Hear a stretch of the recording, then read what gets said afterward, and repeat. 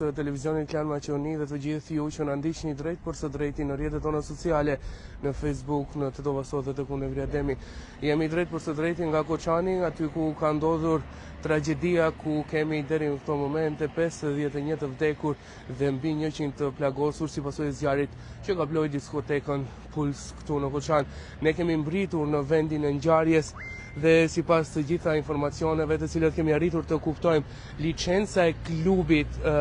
ka qenë e dhënë më 13 mars të vitit 2023 dhe njëjta ka qenë me validitet për vetëm 1 vjet, ndërkaq vlen të theksohet ajo që kemi arritur të kuptojmë informacione se shumica e personave të cilat kanë qenë brenda në klub kanë qenë edhe në moshë dhe këtu shihet qartë dështimi i institucioneve për siguruar klubet e natës, të cilët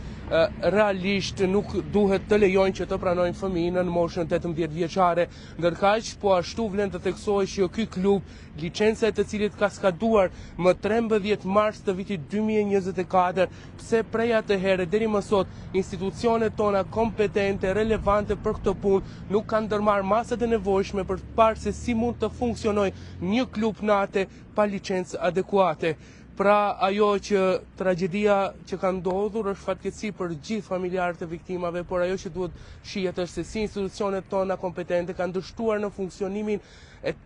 dhe në bërjen e punës së tyre, për shkak se një klub natë ka funksionuar pa licencë, ndërkaq që më i riu i cili ka qenë në atë klub brenda natës së brëmshme ka qenë 17 vjeç, ndërkaq më i moshuari 45 vjeç.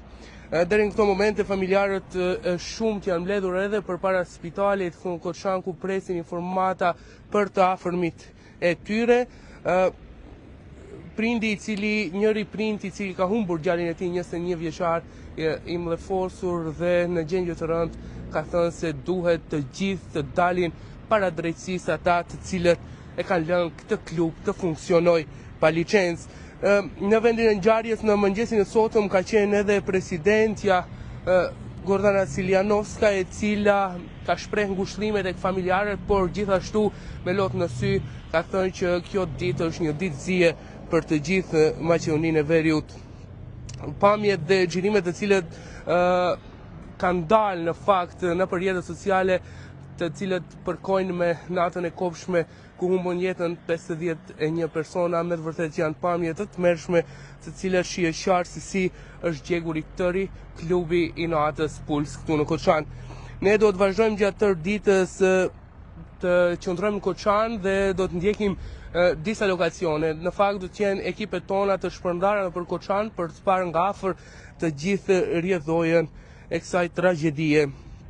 Ashtu siç e ceka, për këtë humbje ka reaguar edhe ambasada e Amerikës, ndërkaq ambasadorja Angela Geller ka thënë që humbja është kaq shumë jetë të rinjëve në një shoqëri është tragjedi e tmerrshme për vendin tonë. Qëndroni me Klan Maqedoni dhe Tetova Sot, ne do t'ju njoftojmë hap pas hapi për të gjitha detajet dhe për të gjitha informacionet. Ndërkaq në ora 12,